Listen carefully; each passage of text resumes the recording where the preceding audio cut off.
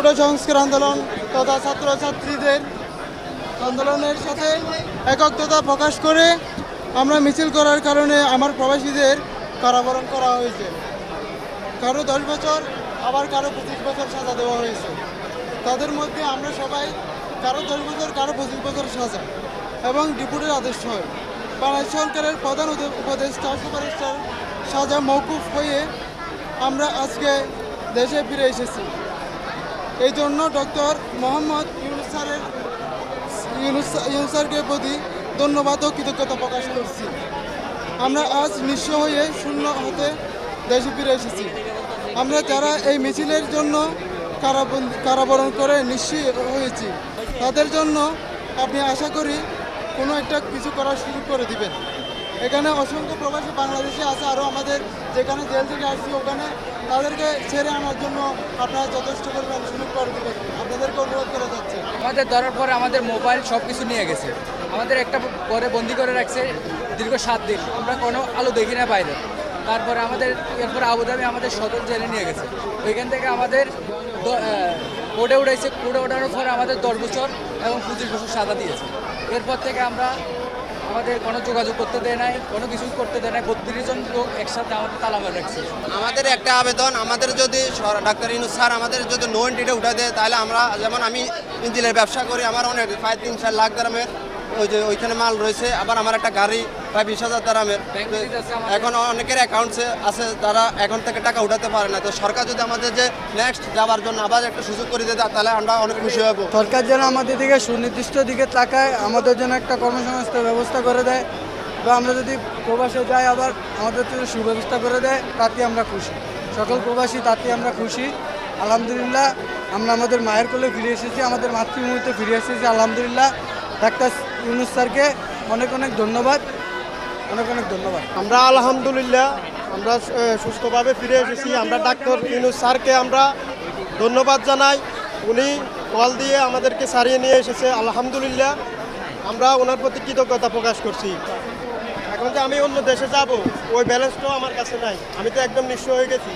Doctor Yunus স্যারের কাছে আমাদের একটা আবেদন, সবার জন্য আমাদের রিপোর্টটা যেন দুবাইয়ে উঠিয়ে নেই, আমরা যেন আবার যেন যেতে পারি, ওই সুযোগটা যেন আমাদেরকে করে দেয়। আমরা আবার আমাদের রিজিকটা ইনশাল্লাহ হবে ইনশাল্লাহ। আজ থেকে 2 মাস আগেও আমি একজন রেমিটেন্স যোদ্ধা নামক যোদ্ধা ছিলাম। বর্তমানে আমরা যারা আসছি সবাই শূন্য হাতে ফিরে এসেছি।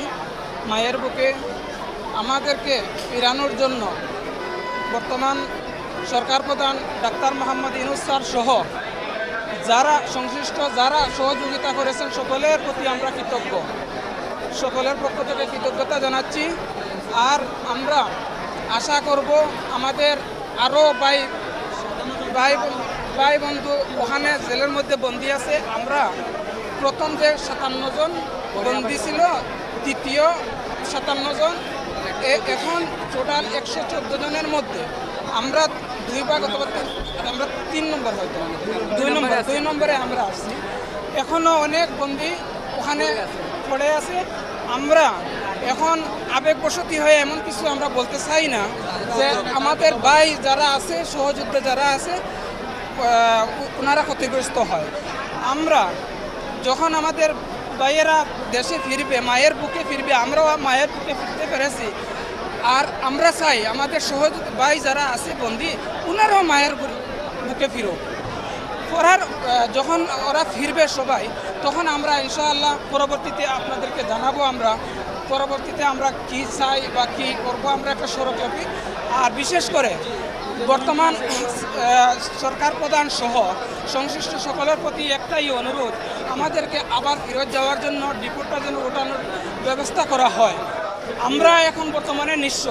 আমি 2008 সাল থেকে প্রবাসে আছি।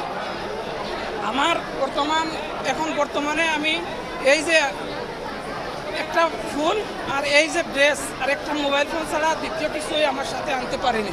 এমনকি আমার পাসপোর্টটাও আমি সাথে আনতে পারিনি, কোনোভাবে বন্দি। ওখানে শুধু আমি নির্যাতিত না, ওখানে এমনও লোক আছে তার ফ্যামিলি নিয়ে ওখানে বসবাস করতেছে, বাট ওনাকে ওরা নিয়ে আসছে ফোন করে, ওনার পরিবার ওখানে বন্দি আছে রুমের মধ্যে।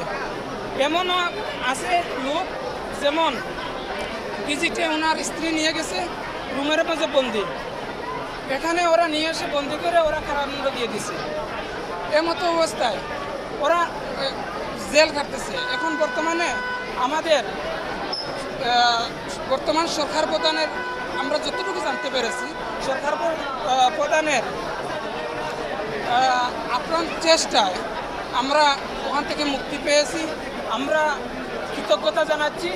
আর আমরা যারা নিঃস্ব হয়ে এখানে আসছি, আমরা অনুরোধ করব যে আমরা প্রবাসী দেশের বোঝা হতে চাই না, আমাদেরকে কর্মসংস্থানের সুযোগ করে দেওয়া হোক। আমরা প্রবাসী কখনো আমরা এখন যে আমরা নিঃস্ব হাতে আছি, আমরা চাই না আমরা চুর হই, আমরা ডাকাইত হই, আমরা বিভিন্ন সমস্যায় জর্জরিত হই। আমাদেরকে কর্মসংস্থানের সুযোগ করে দিন। আমরা ভিক্ষা চাই না। রাষ্ট্রের কাছে একটাই অনুরোধ।